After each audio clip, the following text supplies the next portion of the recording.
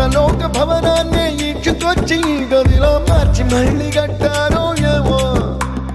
మాయజాలము తెలుసు మంత్రకారడి తెలుసు రెంటి కన్న ఇది ఇంకోటేమో నీలాకాశం నేలాకొస్తే ఇట్టాగే ఉంటాదో ఏమో ఈ సంతోషం